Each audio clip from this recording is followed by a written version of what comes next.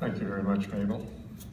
Well, we are reaching the end of our list of speakers. We have one more, a brief speaker, and then the said speaker is going to, as seems so appropriate, give the last word to Frances. So I won't, after I finish this introduction, I won't be back up here. We're just going to leave it with some thoughts from Frances. And Margaret, do we still have a little time when we're finished for a little mingling and finish up some food, or no, we're running out the clock here.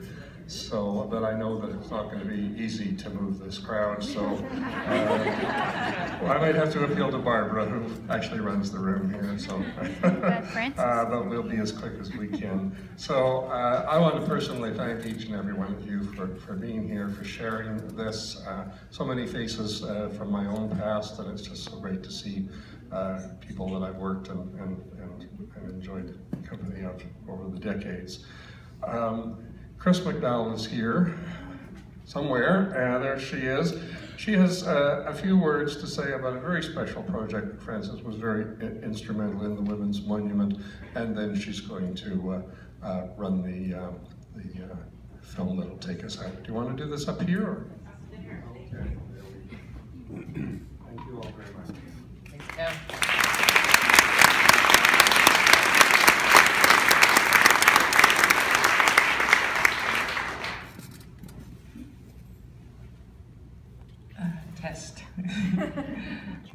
I first met Frances when a large group of us started the Waiva Rape Crisis Center.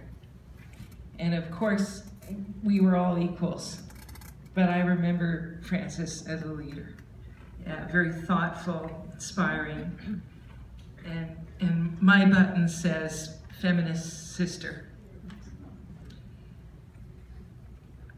A year fast forward from there, a year after the massacre of 14 women in 1989 at L'École Polytechnique at the University of Montreal, Frances and I were both giving speeches at a protest event. She told me afterwards that, and I quote, "When I speak these words, I can feel them in every cell of my body, right down to the soles of my feet."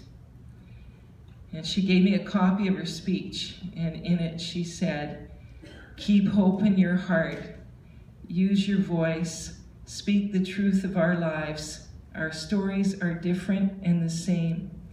Say them, speak for the silenced voices, speak for yourselves."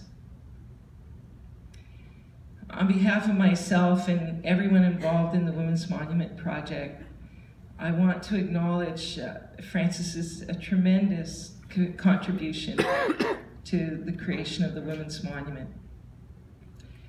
From the early beginnings, Frances recommended the project to her women's studies students as a practicum placement in the women's movement. Students joined up in order to gain experience and report back to their women's studies class. I just sort of figured that out recently when I was writing this. I wish I'd asked her what they said. A number of them went on to become committee members. The first direct mail list, it was a list of over 400 people who were sent a letter asking for donations to the Women's Monument Project, were all from Frances's address book. Because she advised the committee that that's what we should do to start fundraising. There were some frightening times for the project. It was rare to see a women's group in Canada be so frequently attacked in the media. Frances stood by the project unequivocally, and she acted as our MC at milestone events, and she spoke out at key meetings over a period of 7 years, 8 years. At some point, Frances said that the City of Vancouver should step up and pay for the monument as they do for other works of art. She spoke passionately about this at a meeting with the Public Art Committee. Now that was a scene well worth witnessing. Frances showed such strength and conviction and loyalty and kindness.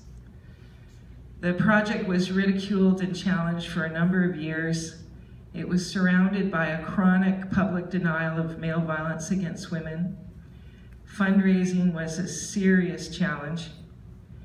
I never told Frances that I secretly wanted to admit defeat and run away to Arizona, which I know nothing about.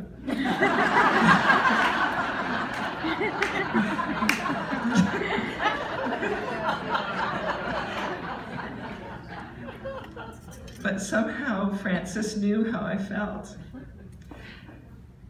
She said to me, look, if you don't get to build the monument, you have to understand that all the public discussion about violence against women is a significant accomplishment in itself, that is enough. It was so kind of her, so smart. I can't tell you. She opened a door and I could run away. Later, on December 6, 1997, Frances was the MC at the unveiling of the Women's Monument called Marker of Change, guiding 1,000 people through the ceremony.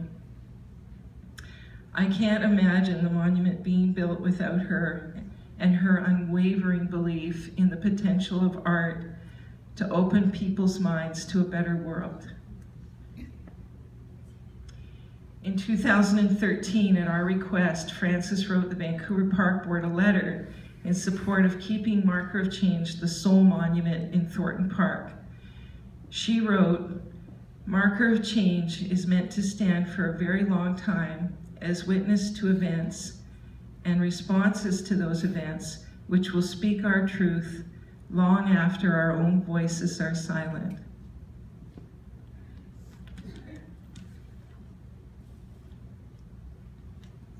From all of us, thank you, Frances.